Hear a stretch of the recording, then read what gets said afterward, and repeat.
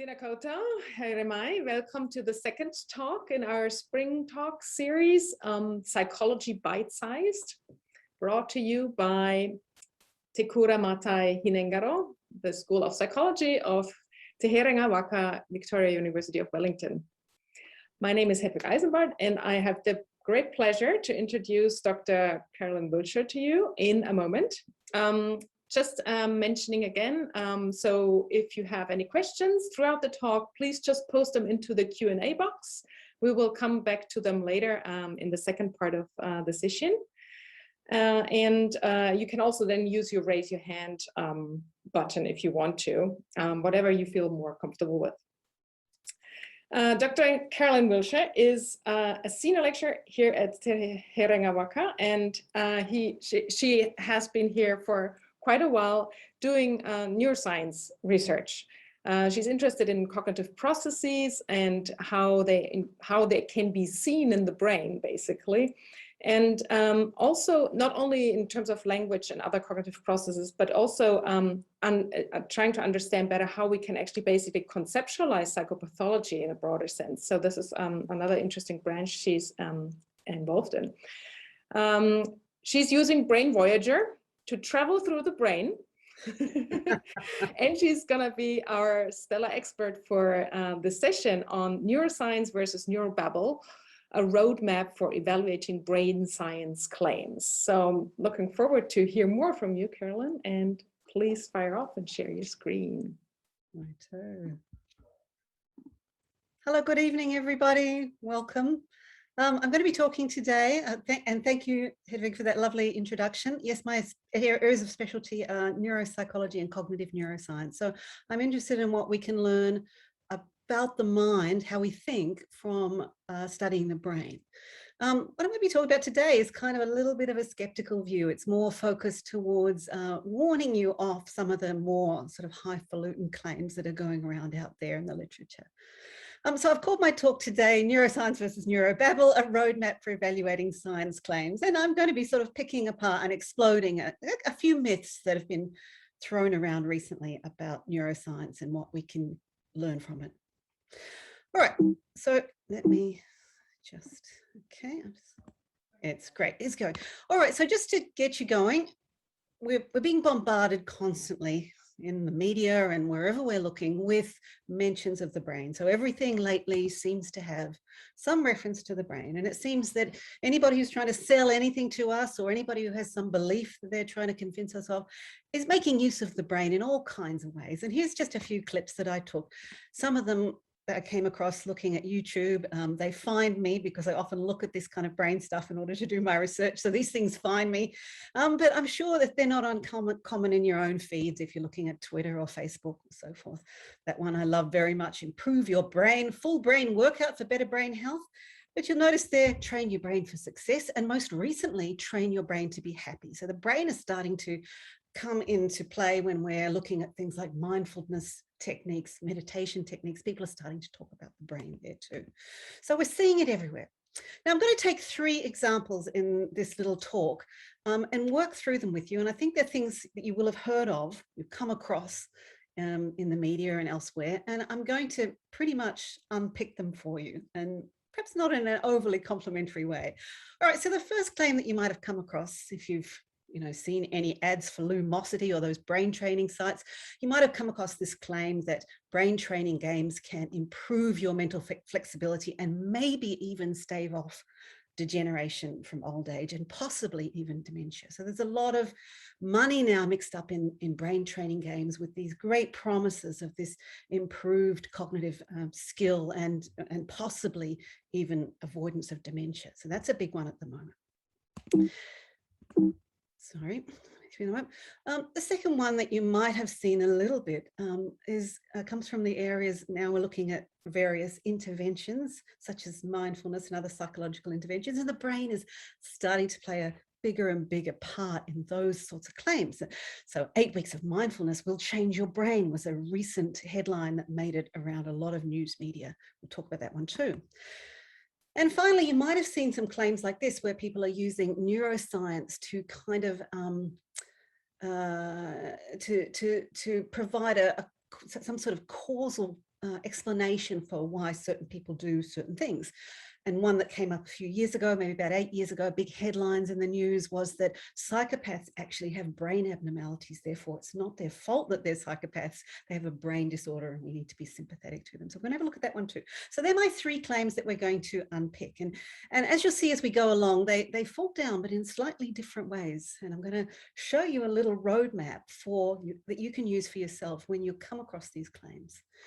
So you can try and work out, sort the sheep from the goats, if you like.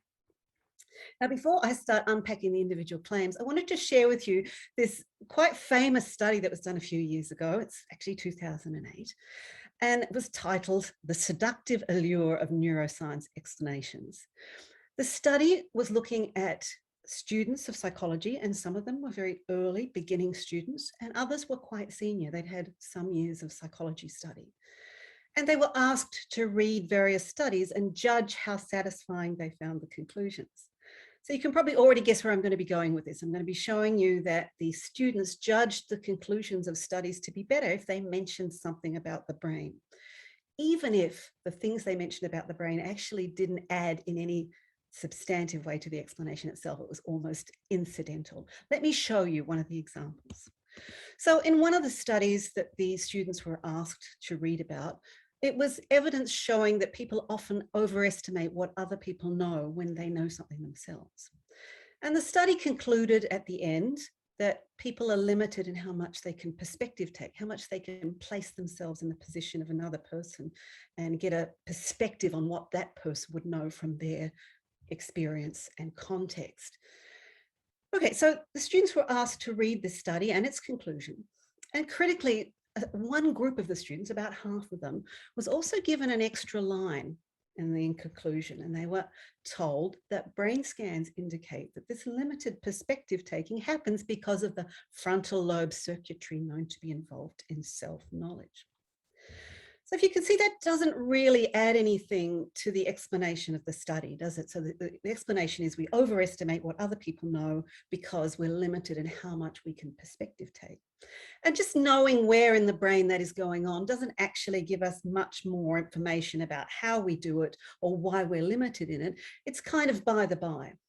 But importantly in this study, the students rated those explanations as significantly more satisfying than the ones that didn't include the brain information. So Weisberg and several other researchers since then have focused on this kind of this allure that the brain has for us, the way we can be seduced into thinking something is real science if it includes the brain.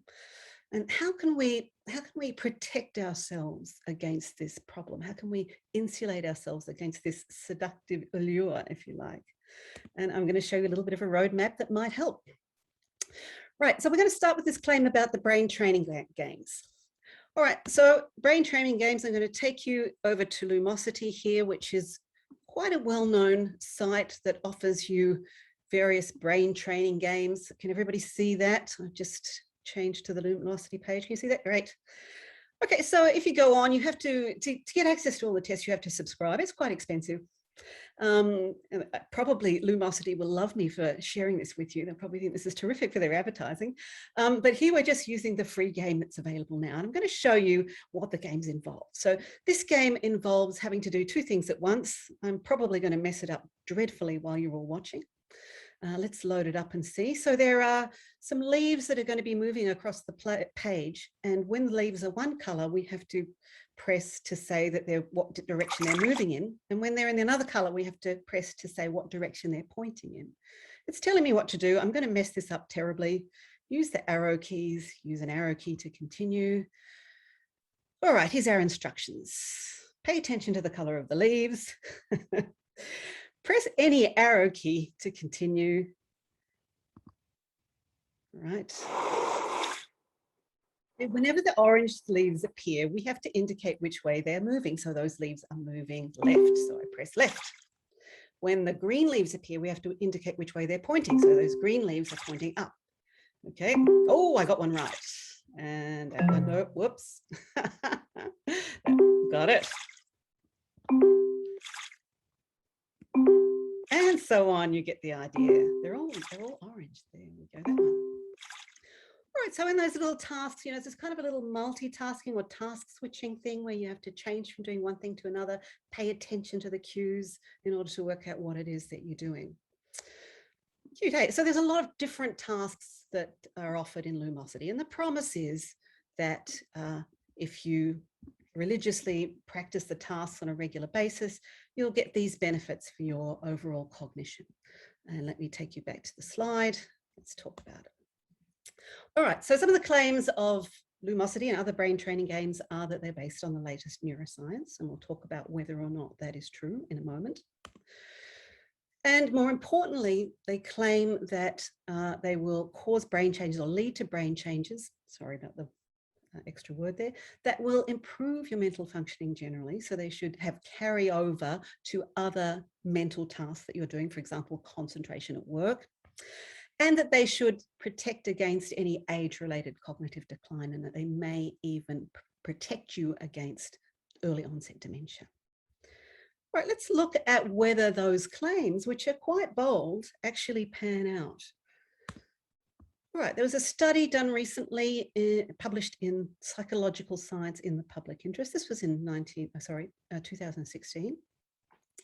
And the study, it took a big, long look at various other studies that had examined whether these games are effective for the things they claim. That is, do they have carryover to other cognitive skills? Do they improve your concentration generally and so forth?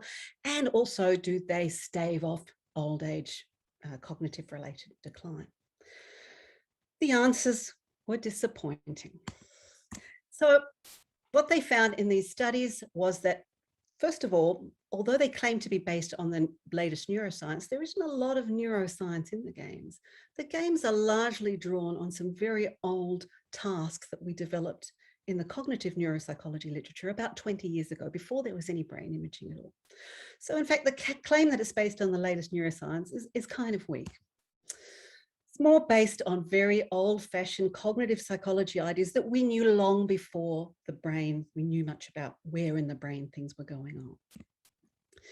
What about the claims that it actually leads to changes in the way that we think, or the way our concentration level and general skills? They found that there was no benefit that went beyond the actual games themselves. So in other words, studies show that people who do these games improve enormously on the games. So you get better at doing the games. There's no question about that. But there's very little evidence that those benefits generalize to anywhere else where you might want them, for example, concentrating at work. So that claim certainly was not fulfilled by the studies. Second, bigger claim, and one of the huge selling points of these programs, is that they may protect against that age-related decline. No, there's no evidence that they have any protective effect over and above any other activity that people would engage in as older adults. And in fact, they probably have less beneficial effect than starting a regular walking schedule. So walking once a day would have more of a benefit on your overall cognitive health as an older individual than would spending that same amount of time doing those training games. So the reality really isn't panning out as it should. And a couple of years ago, people took Lumosity to court for their poor advertising, and they were forced to actually hike back from their original claims and make much more modest claims. But yet there's still, it's quite a big business, and they're making a lot of money out of these promises that there will be these various neuroscience inspired benefits. All right, so a little disappointing. Now, I promised you a roadmap that you could use, or that you could apply, sort of logic you could apply when you're looking at these sorts of claims for yourself. And in my roadmap, I've suggested that you look at 4 things when you're deciding whether some sort of neuroscience claim is valid or not. The first thing you want to ask yourself is, does the author have a dog in the fight? So is there some financial benefit associated with whatever it is they're selling? Or does it promote some belief system that the person is heavily invested in? Okay, so we've already seen in our example, we've got, quite a lot of financial incentive involved in making these claims. It's big, big money. All right, so we've already failed here on the first one. So according to my roadmap, If you fail on the first one, you do have an investment, then you should be treating everything from there on with caution. We should be thinking very carefully about what is in it for the author. If we went further, which we don't have to according to this map, because we've already reached the point where we have to treat with caution. But if we were to go further and look at the next few steps, this claim also fails on the next two criteria as well. So the next criterion is, could we explain the key ideas underlying the training without mentioning the brain itself? And the answer is we could, because there's actually nothing about the actual physical brain involved in this proposal or in any of these games. They're based off tasks that we've developed in the cognitive psychology literature many, many decades ago, before we knew much about what areas of the brain were involved at all. So it fails on that second criteria too. There's no need to mention or bring in the brain. The brain is not adding anything at all to the claims or the arguments that these authors are making. Okay, let's look at the third criterion, the third step in the roadmap. Does the evidence sound good at first, but amount to nothing? I think we've got a yes here too. Okay, so studies that have actually tried to test whether people are actually showing any benefits from these training games that go beyond the training games themselves have found in the negative. So it's failed on all those. The fourth criterion, does it confuse cause and effect, doesn't come into play here. We failed on the top three. We're out of the game with this one. Okay, fail for the first. And, you know, just to let you know in advance, you know, this is not a positive talk. I'm going to be taking a very skeptical view on some of these claims. All right, here's our next one. 8 weeks of mindfulness training will change your brain. Okay, this was going around a few years ago, about 2 years ago. There was a lot of headlines in the paper. A study had announced that mindfulness training increased the grey matter volume in your brain. And even as little as 8 weeks of successful mindfulness training could improve grey matter volume in your hippocampus, which is a part of the brain which is very important for encoding memories. All right, let's have a look at it. Okay, so, oh, sorry, this one is a little bit older than that. This one is very early studies, 2011. Okay, came up in psychiatry research, neuroimaging. Mindfulness practice leads to increases in regional grey matter density. Looks good. It's in a properly validated journal. This is a decent journal. So what do they mean by this? What is grey matter density? Well, grey matter density is something that we measure by looking at brain scans, and it's a rough indicator of how thick the cortex is in various areas of the brain. So when the measure is high, that means we've got quite rich, a lot of nuclei, a lot of cortex in that area, which tends to be considered to be good for increased capacity. So grey matter density is a rough measure of thickness of the cortex, if you like. All right, let's have a look at what the study found, okay? So the study found that if you did 8 weeks of successful mindfulness training and you adhered to the program, that participants who had adhered to that program showed increases in grey matter volume in the left hippocampus, which is a region that we know is involved in memory.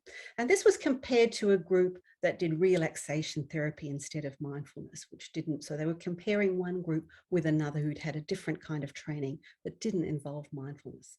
Now I'm just going to see if I can just zip out there and show you the area of the brain that they found to be increased after the mindfulness training. Can you still see, Hedwig? Is that good?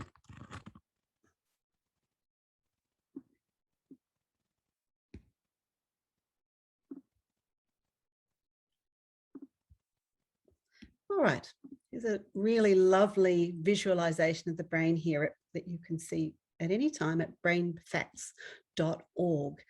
Now let me show you the hippocampus. So if you can see there, we've got an image of the brain, lovely 3D image of the brain. It's got the two hemispheres. We're looking at there at the left hemisphere. Down here we have the cerebellum, which is important for motor control.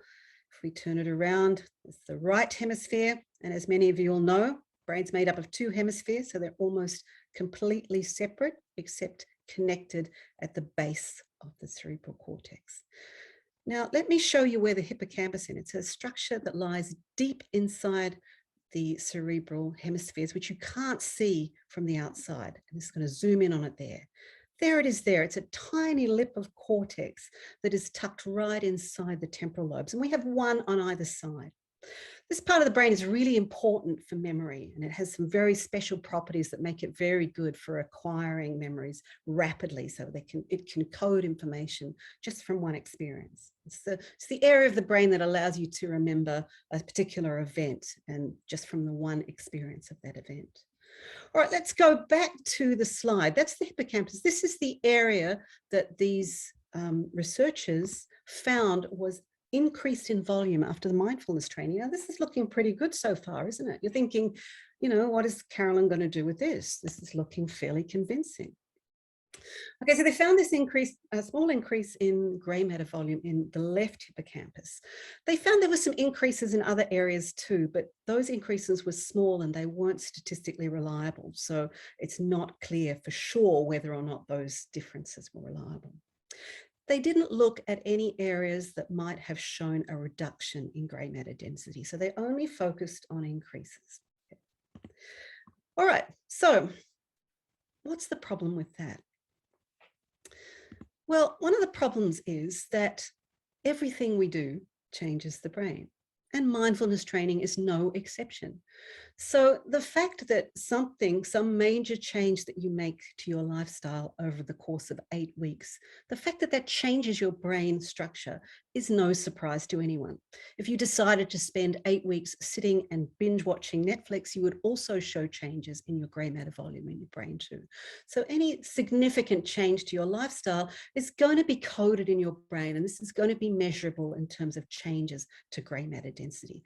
So there's nothing really special or amazing about the fact that people changing their practices is also changing their grey matter density. And we know that the hippocampus is one of the areas of the brain that responds very rapidly to new experiences. So if we're going to see change anywhere, this is where we're going to see it. So that's not much of a surprise either. Another problem with this area is that the brain's changing in all kinds of ways all the time. In fact, with every single thing that you do, when you finish this lecture, your brain will be slightly different from when you began. So some of those changes will be positive. You'll increase grey matter volume in some areas, others will be negative. And the two go together. You can't have one without the other. In these studies, they focus only on the positive changes. And you're going to get some of those, whatever you compare anything with, you'll be able to find some evidence of positive changes. So there's too many opportunities for false positives in this sort of research for us to be really sure that this is a reliable improvement in our brain activity. But there's something even bigger, even more problematic with this area, and it's something to do with this idea that the brain has anything to do with what is good for us or what makes us feel better. The brain really cannot make any judgments about what is better for you. Every activity, no matter how negative, no matter how positive, will result in volume changes in your brain. Some of them will be increases in grey matter density. Some of them will be decreases. The brain cannot distinguish. We can't tell by looking at what area of the brain has changed, whether the change is good or not. That valence, that value that you put on it as a human being has to be judged by you in terms of improvement in your functioning and your outlook on life and your level of relaxation and your enjoyment and so on and so forth. So again, when we start to really unpack this, we see that not only is the evidence a little bit shaky for this sort of idea that the brain benefits in some way from mindfulness training, but also when we come down to it, we realize that the brain really doesn't have a say in this. It doesn't have anything useful to add to whether or not we find this practice beneficial. So I'm in no way saying that mindfulness training is not helpful or is not a good thing to do. I'm simply saying that we should keep the goddamn brain out of it. All right, so let's go back to the roadmap, okay? Sorry. So the first criterion, does the claim support some financial interest or strongly held belief system? Well, I think I would say a yes for that one, because there's a lot of interests aligned with mindfulness meditation therapy. A lot of people are interested in it. So it doesn't necessarily mean that people have to have a direct financial connection to it. There's a lot of strong belief in the benefits of this, people motivated to show that it's beneficial. Now, I think that's great, and they should continue to show that it's beneficial, but they should just not do it by using brain science. When we go down to the next criterion, could we explain the idea without mentioning the brain? No, we probably couldn't explain the claim they're making without mentioning the brain. The claim is about the brain, but really it's a diversion from what we really care about, isn't it, in mindfulness meditation? We don't really care about how the brain is changing. We care about how our outlook is changing, how our attitude is changing, how our coping skills are changing, and so forth. So that one will be a no for that. Third one, does the evidence sound good at first but amount to nothing? That is a yes. So definitely that one, we are looking at evidence that when you break it down, starts to look very shaky indeed. You could find whatever activity you did, if you changed your activities for enough time, 8 weeks, systematically, you would find some positive changes in the brain if you looked. So that one, it is a little bit stronger, the evidence, than actually, well, it appears stronger than it actually is. Doesn't confuse cause and effect. I'm going to go on with the next explanation, which is going to look at cause and effect, but we've got to treat with caution again. I'm sorry, it's a very skeptical look at the brain so far, isn't it? All right, so we've had 2 different studies now, and they're probably going up in difficulty for you. So you could probably see right away what the problem was with the brain training games, but perhaps with the mindfulness meditation, it takes a little bit more to sort of unpack what the actual claim is and whether it's true. Now let's have a look at the third claim, which is about psychopathy. And this one has had quite a lot of influence on the way that people think about crime and also about abnormal behavior more generally. Let me show you what the claim is. So this was one of the headlines that came out when this claim was first announced about 10 years ago now. Science Daily said there's a neurological basis for the lack of empathy in psychopaths. That psychopathy, some headlines said, psychopathy is due to a brain disease. It's not their fault. Psychopaths have a brain disease. All right, so what did the study involve? It involved putting people in an fMRI scanner, which is like a full body scanner. Some of you might have experienced this. And you're put in, and then you're given various tasks to do. And the scanner is able to detect information about the blood, the oxygen that your blood is using up as you do the task. So areas that are very involved in the task you're doing will be taking up more oxygen from your blood than areas that aren't. So we can get a little map of the areas that are most actively engaged in the task that we're using.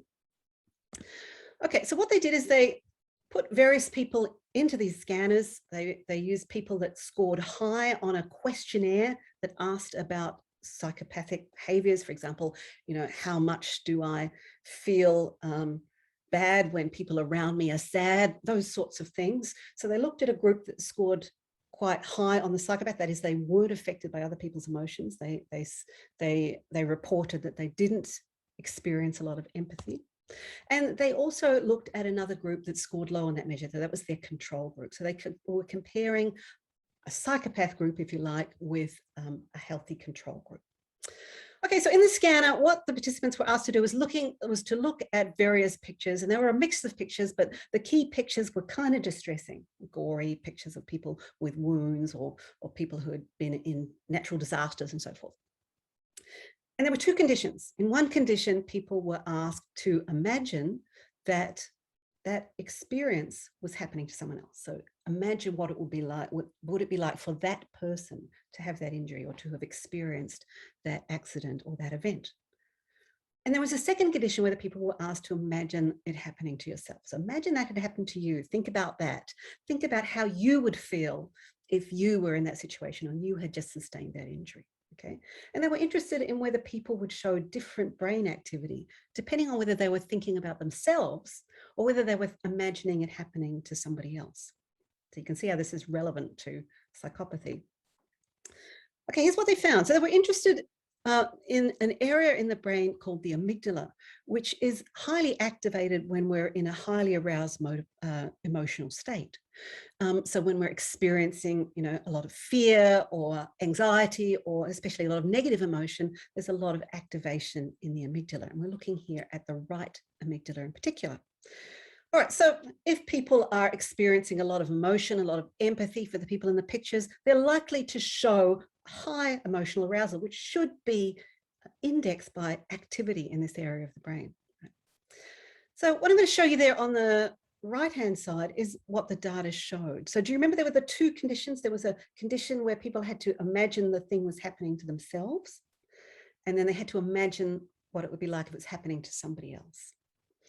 And you can see we've got the two groups. We've got the people in green here are the psychopaths, the people who scored high on the psychopath scale. And we've got the brown group who were, the other way around. The green group scored low on the psychopath scale and the brown group scored high. All right, so you can see they didn't differ much when they were asked to imagine it happening to themselves. So both groups felt emotionally aroused when they imagined what it would be like to have the injury or to experience the disaster that was in the picture. What you would expect, right? These people don't lack emotion in general. However, when they were asked to imagine it happening to someone else, this is where they saw the difference. So the psychopaths showed reduced activation in this amygdala area when compared to the non-psychopaths, the people who scored low on the scale, suggesting that there was something different about the way their brain was responding to the task of imagining the distress of someone else. Okay, so what do you think? Do you think this data supports the idea that psychopaths have a brain dysfunction? In a way, it does, doesn't it? It certainly shows you that there is something to be detected in their brains which is abnormal. But what we don't know from this evidence is whether or not that is the cause of their problem or whether it's just another manifestation of it. So just let me walk you through that briefly.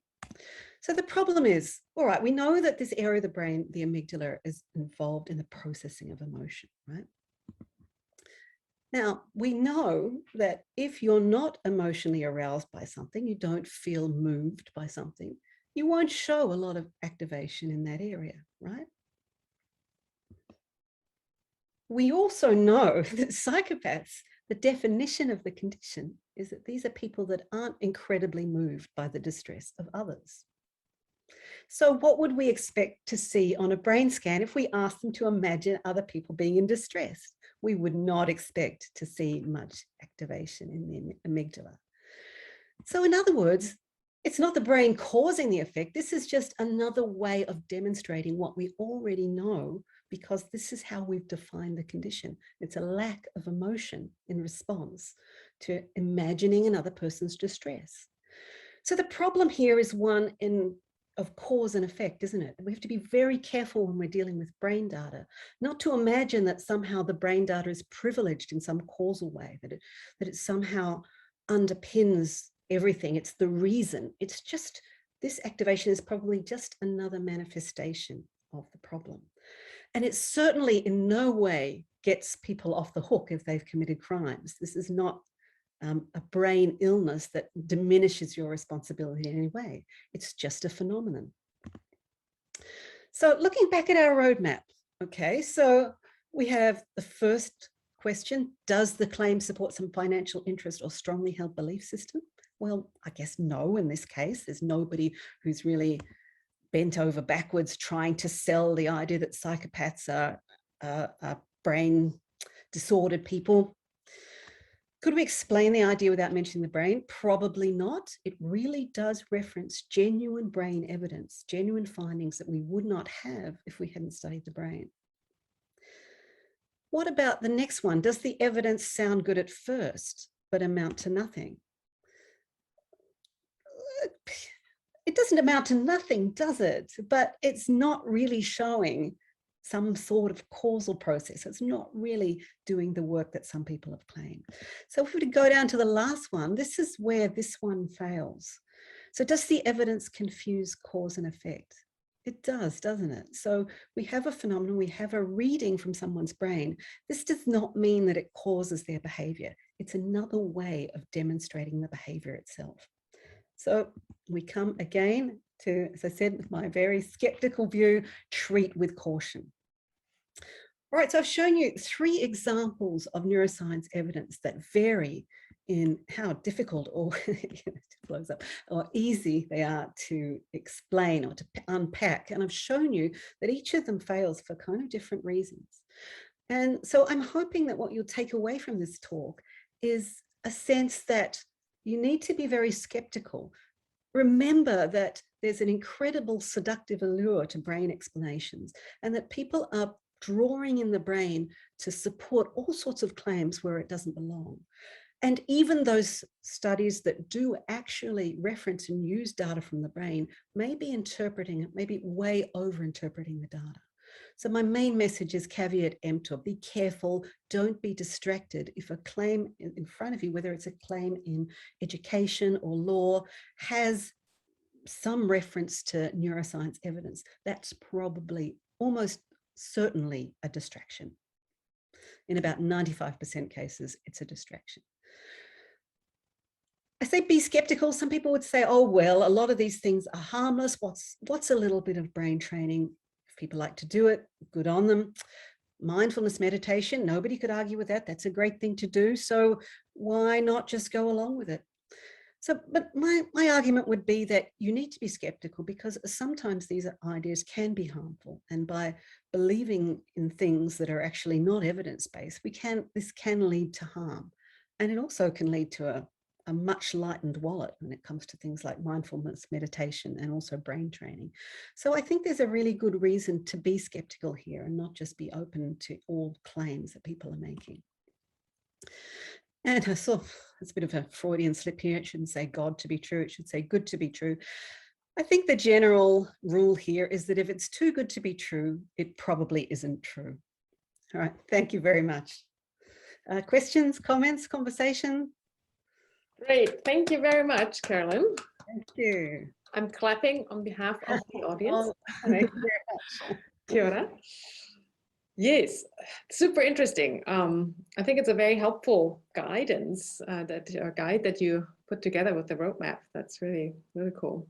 Yeah, so there are a couple of questions, and I'm just gonna start reading out to you. So one of them is actually, I'm not sure if how much it is a question, but somebody was mentioning that they have seen work on cognitive bias where the participants get given 3 numbers, like 3, 6, and 12, and the participants had to give 3 numbers back, something like 24, 48, 96, and had to give the theory which the participants said the numbers double. So they could give 1, 2, 3 and be right. The actually theory was the numbers go up in ascending order, and it took a while for participants to figure out the answer.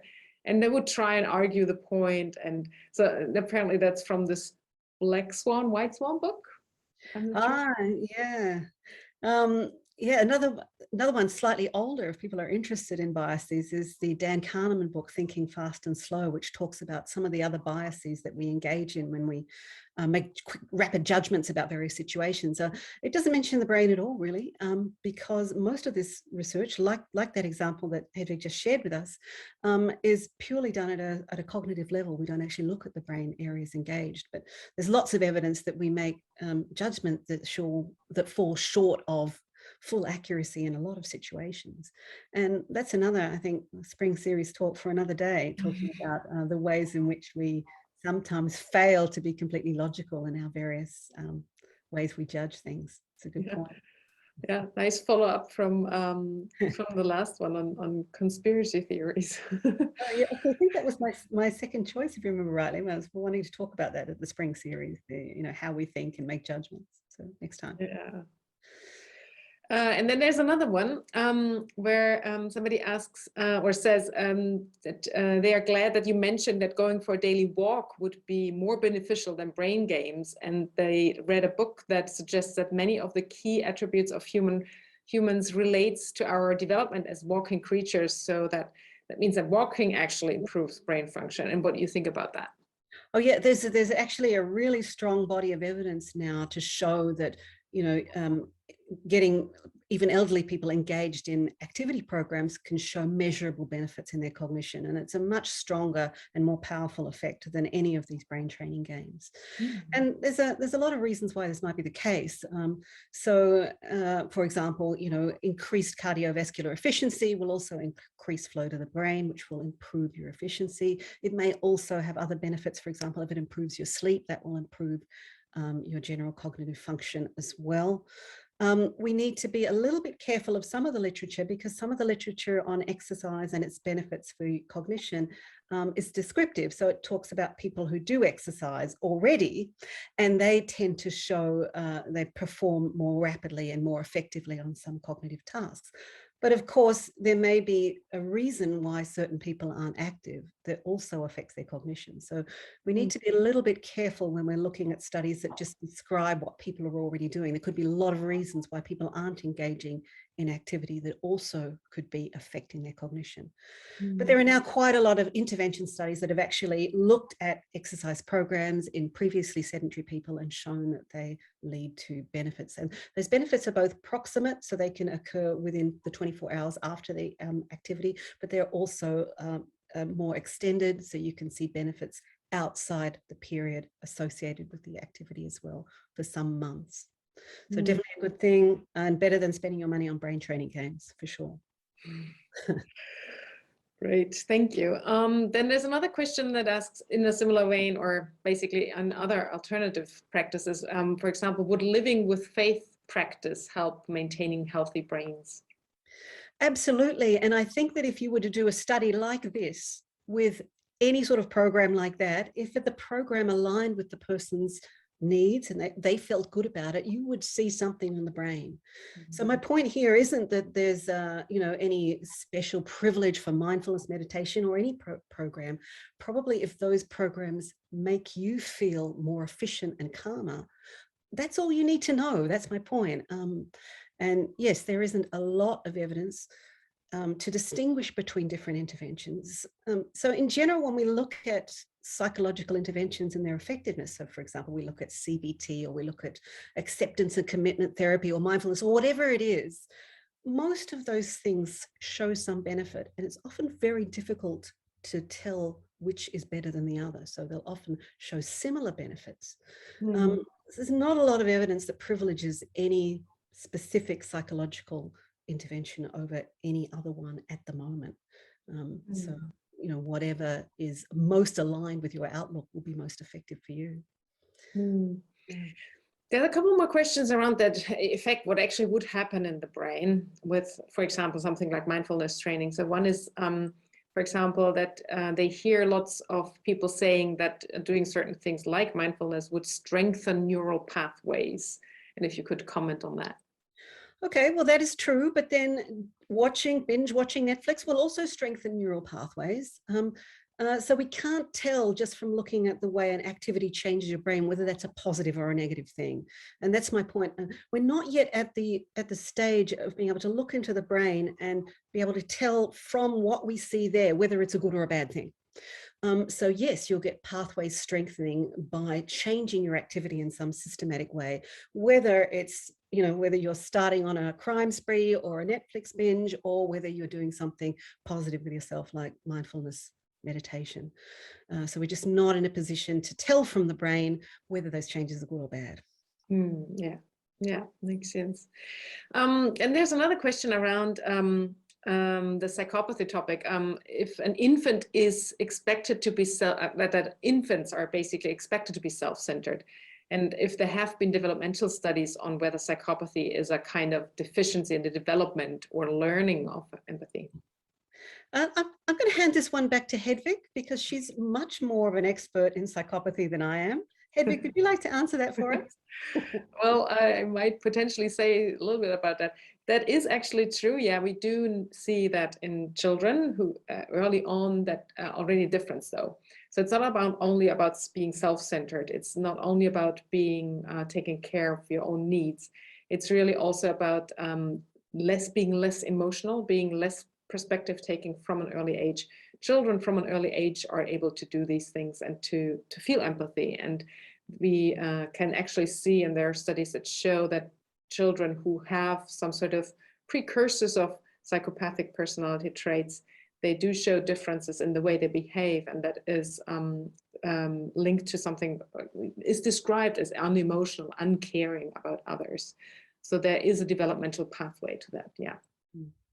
But Hedwig, you wouldn't be claiming that necessarily psychopathy is purely genetic, that there could also be an environmental influence, right? Yeah, no, definitely, yeah, good point. So it's not the environment as well, as it doesn't necessarily mean that it's hardwired into your brain from birth. Exactly. And we can also see that some of those children who might show this type of unemotionality when they're young, they lose that over time, and they actually develop an emotional engagement and empathy over time. So it's also not necessarily a static thing, even no matter if it's genetic or not, like the genetic components, but also in addition later on that can disappear. So there's a multitude of factors that contribute to this development. Yeah. Then there was somebody asking, in the first study you mentioned, you said that there was a range of researchers from new to experienced. Did the experienced researchers make better judgment calls than the new ones? Okay, so they tested first-year psychology students who showed a really strong seductive allure. They were really, really taken by the neuroscience explanations. They also tested a third-year group, which also showed a slightly reduced effect. And they tested researchers that worked in the neuroscience area. And the researchers weren't seduced by the effects. But, you know, these are people that had probably been working in the area for at least maybe 10, 20 years. So we're still, you know, even after quite considerable training, we can still fall for these things. It's something that we need to be constantly looking out for. It's kind of a susceptibility of humans, I think, to, you know, there's something concrete about the brain that attracts us too, isn't there? You can see it and touch it and feel it. As people are talking about emotions or thoughts or cognitions, these things are so kind of abstract, and the brain is quite, you know, it's quite, and there's something quite seductive about reducing, you know, our experience to something physical, a set of physical states that we're quite tempted by, I think. Kind of related to this and earlier questions, one person also asks if there's actually something about certain cells in the brain, if there's a meaning to activations in certain cells, or if it's more rather about areas, and if certain areas in the brain can be related to certain parts of thinking or to certain types of mind. Okay, this is one thing I wanted to talk about, but didn't think I'd have enough time today. I wanted to give you an example of something positive that we can learn from the brain about, you know, how we think. And there are certain types of cells in the brain, certain regions of the brain that have concentrations of cells that do very specific things. So, for example, I showed you the area of the hippocampus, which is right tucked inside the two temporal lobes there. And that has a very special cell structure that makes it optimized for learning rapidly. And we need to be able to learn rapidly if we're going to remember what we just did. So that's the kind of learning where you only have one chance to learn. It's by definition, like you can only do something once. And these cells are optimized for that kind of rapid learning. And there are other cells around that area outside of the hippocampus, which are more specialized for slower learning. So we have, if you like, different cell structures that are attuned to picking up different kinds of information. And it's this balance that we achieve that allows us to not only remember yesterday, but also to build a general knowledge that's robust, that's accumulated over our whole lifetimes.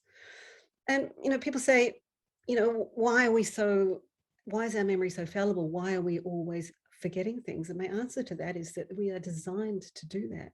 So we're designed to remember generalities most of the time. That's what's most important to humans. And so we need just very small dedicated areas for remembering events and large areas of cortex dedicated to remembering generalities. So yes, the area in the brain matters a lot. Different areas are coded differently to do different kinds of tasks. Question. Great, thank you. And then there's another question around responsibility. So there's coming back to a little bit to this question that in the psychopathy context was coming up. What do people, at what point do people cease to be responsible for their action? Is there a clear division point, or given that we are all the products of our nature and our nurture, is that actually possible to answer the question? Well, again, this is one I might want to refer back to Hedwig, because she is much more expert in criminal matters than I am. I mean, my view is that the question of causation is kind of orthogonal to responsibility. I mean, you can know why somebody, you know, the terrible life circumstances that led them to commit a crime, but that doesn't necessarily mean that we do not want to invoke punishment for that crime. But Hedwig, please, you take it from me, because yeah. It's a very good question, and kind of links up back what you said earlier, that basically anything we do has an impact on the brain, right? So it's kind of really difficult to say like this is due to the brain and then it's not due to something else. Anything that we do, and if we do it intentionally, is coming in some ways from the brain. So we kind of like disentangle the brain from the rest of us and what we're doing. It's just like in bed, that's us.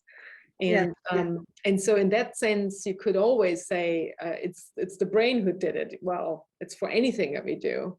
So in that sense, you can really not say like where is a barrier and where does it stop that somebody's responsible or not. And that's a very tricky question. And then people struggle with that a lot. And the law tries to come up with some sort of ideas and then uses psychopathology as soon as it is some sort of disorder that has been defined as disorder. Then somebody has less responsibility potentially.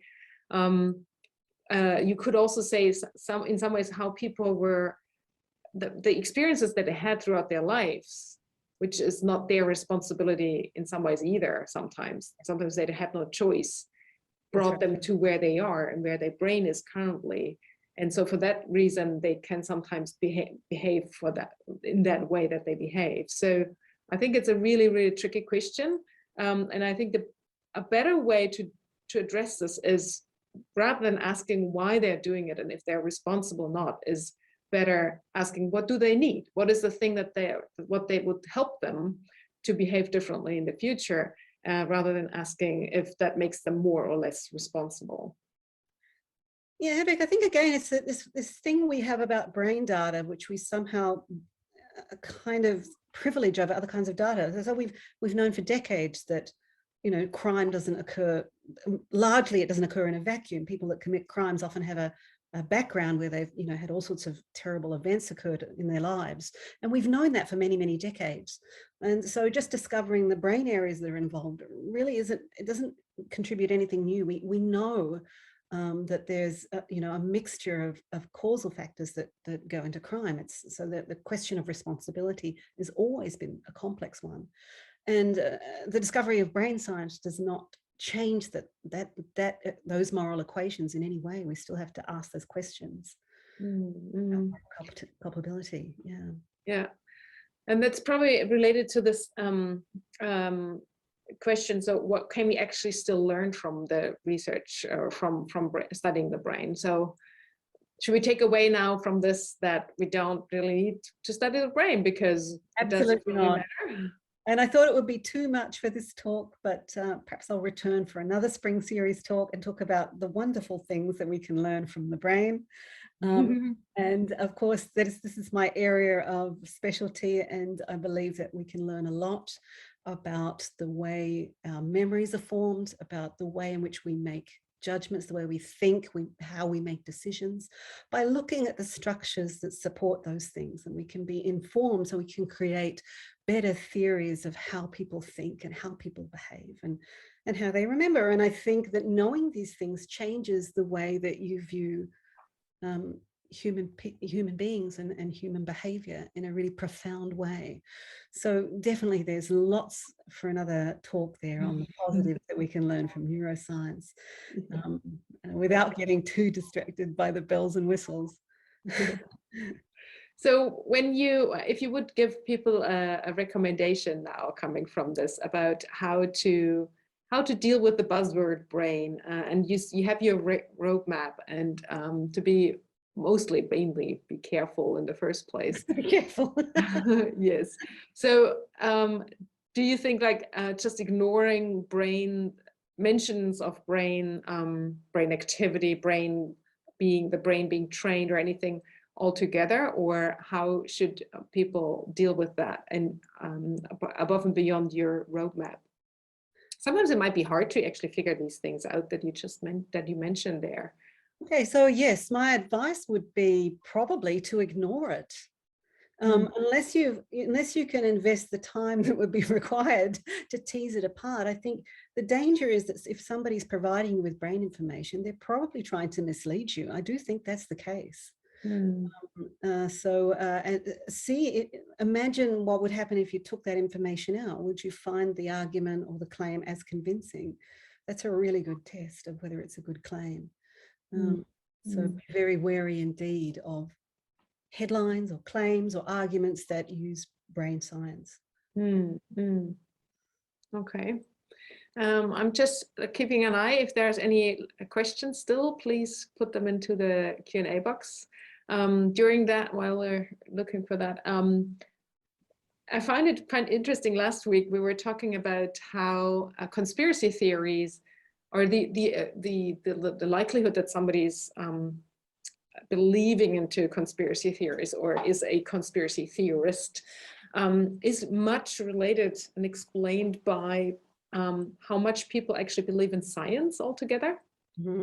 So I was wondering about your thoughts around, so how should brain scientists communicate their brain findings in a way that they're, on the one hand side, not wrong or can be not misinterpreted, but on the other hand side, also make them believable?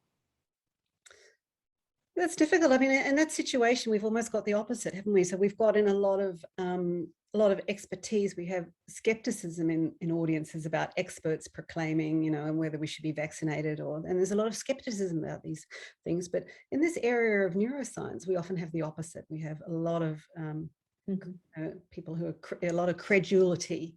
So we have the opposite problem, and these things are just naturally seductive.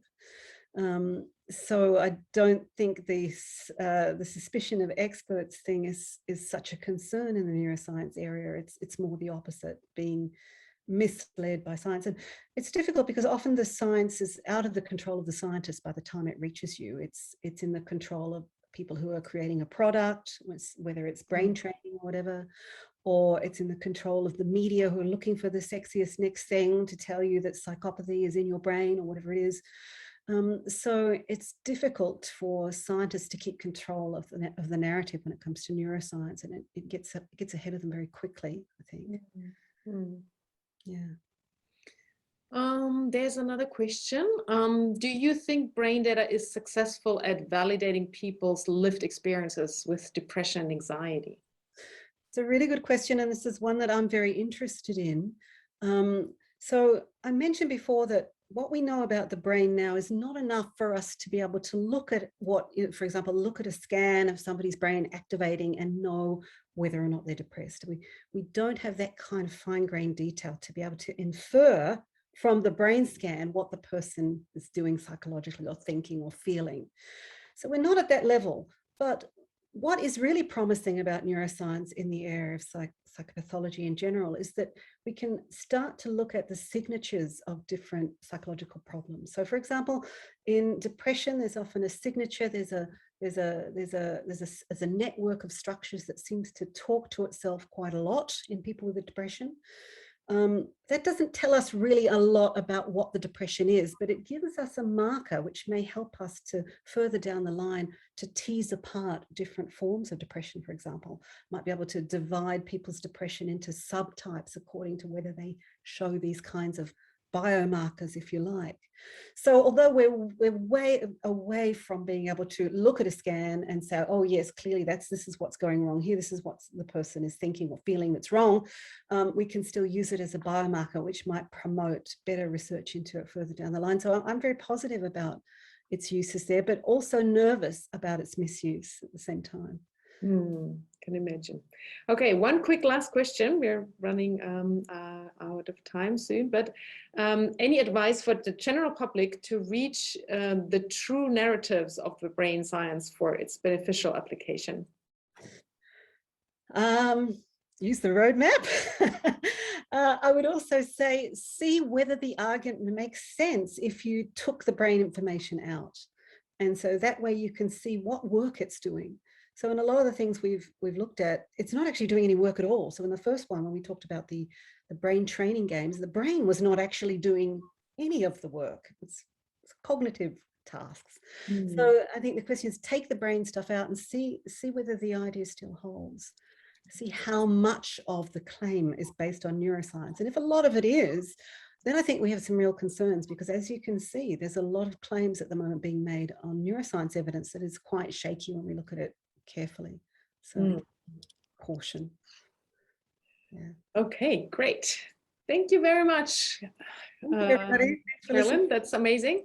I see a lot of thank yous coming up in the message box as well. This was really super informative and very helpful, I think, to figure out what to do with this information when the brain buzzword is used. And yeah, it's very, very informative. Thank you so much. It's lovely to talk to you, everybody, hopefully in person next time. Yes, indeed. Yes, indeed. Okay, bye-bye. Bye.